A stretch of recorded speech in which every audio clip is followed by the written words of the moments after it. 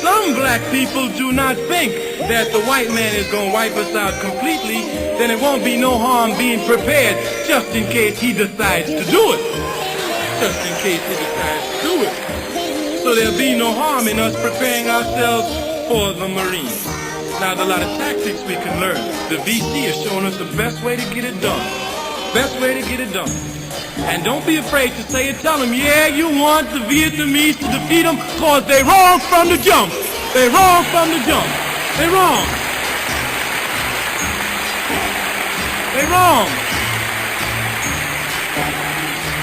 Don't get up there and play games with them. You ever see them on TV? Well, actually, we were wrong going into Vietnam, but we can't get out unless we save face. To sustain Hunky's faith, millions of Vietnamese got to die. That's a lot of junk. If you're wrong, say you're wrong and get out. Get out. Get out. Get out.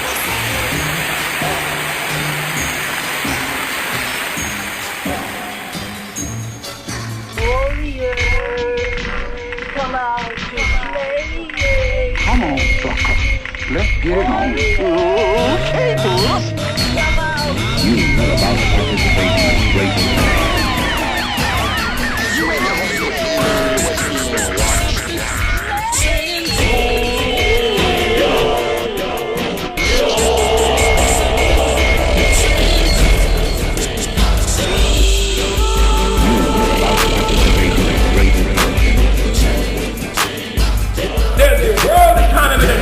of stealing black labor, black bodies, black territory, of the rape of Asia and Latin America, etc. It's a right, foul social system. Born of slavery and genocide, it has no redeeming qualities at all. That's the world we live in. And if you raise the question of reparations, it makes it necessary for African people to come to terms with this. And it helps us because so much is done against us all the time.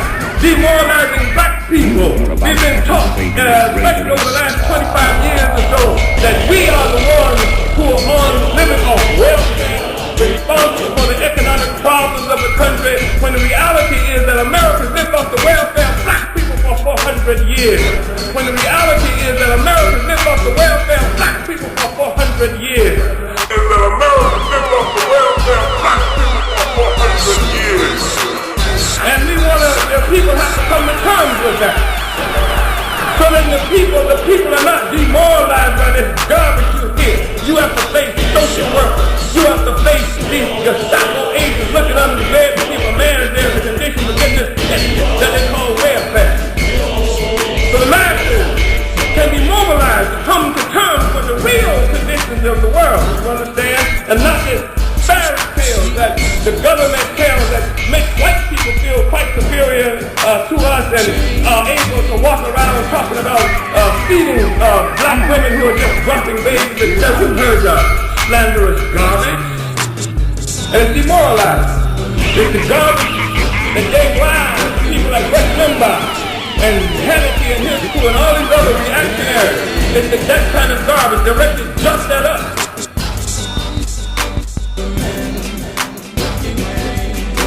They talk to us about what kind of people we are. They laugh at us because we have to feed our families from what we can get on welfare. They say to us, why do you ask the government to do so much for you and the government hasn't done anything for anybody else? They say that we love welfare, that we are not men, that we don't care for our wives and our children, that we don't want to work. And Memphis men are trying to work, trying to earn enough to send their kids to school, to put bread on their tables, and you kill a man!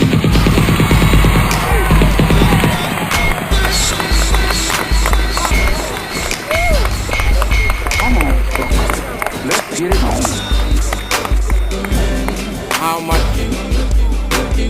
How much America do you expect us to bear?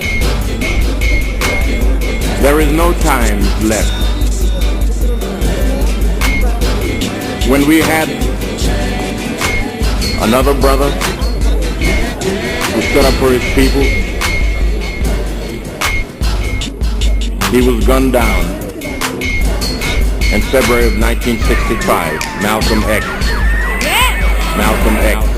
And you and I are in a double trap, because not only do we lose by taking our money someplace else and spending it, when we try and spend it in our own community, we're trapped because we haven't had sense enough to set up stores and control the businesses of our community. The man who's controlling the stores in our community is a man who doesn't look like we do. He's a man who doesn't even live in the community. So you and I, even when we try and spend our money in the block where we live or the area where we live, we're spending it with a man who, when the sun goes down, takes that basket full of money in another part of the town.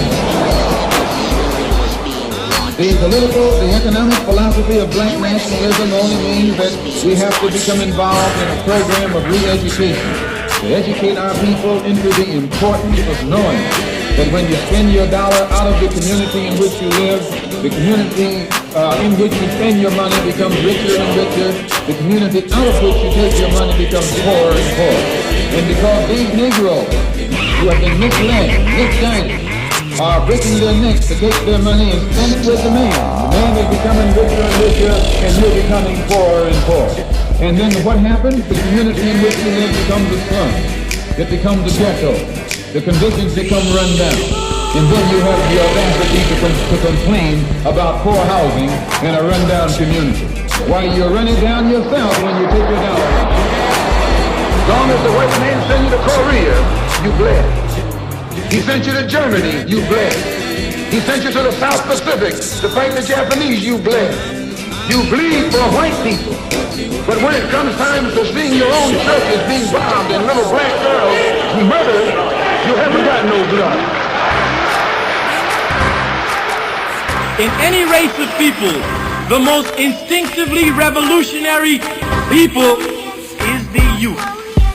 Because the youth is always willing to act. In anybody's race. And I knew that I could never again raise my voice against the violence of the oppressed in the ghettos without having first spoken clearly to the greatest purveyor of violence in the world today, my own government.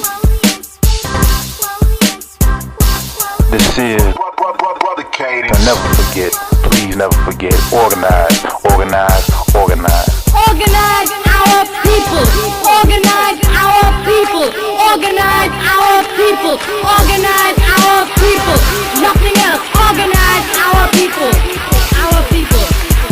When black people become serious about the revolutionary struggle that they are caught up in, whether they recognize it or not, when they begin to go down and knock off people who are oppressing them and began to render these people impotent, that's when the revolutionary struggle unfolds. She's saying this summer what we can't buy off, we gonna kill off. That's why she's building up our armories. Understand that. This is what the National Guard is all about. This is what the new weapons are all about. You see, the poverty programs for the last 5 years have been buy-off programs.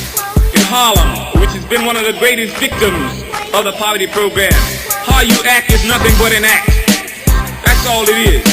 They give the brothers $45 a week to go to Manpower, to come to class at Manpower training.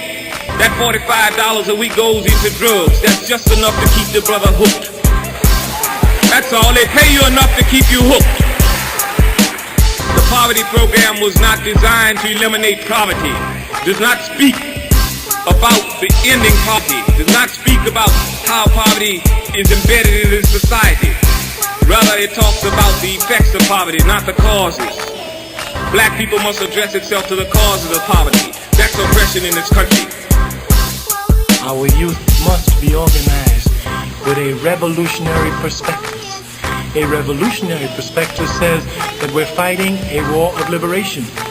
In order to fight a war of liberation, you need an ideology of nationalism. We do not have this country. The nationalism can be nothing but black nationalism. It is insane to think of anything else. Black nationalism has to begin to be our ideology. Why blackness is necessary is not sufficient, so we must move on. We move on then to consciously organize in our communities. And we recognize today while we're organizing, we do not have the money to feed our people. That is a fact. Reason for you to sit down.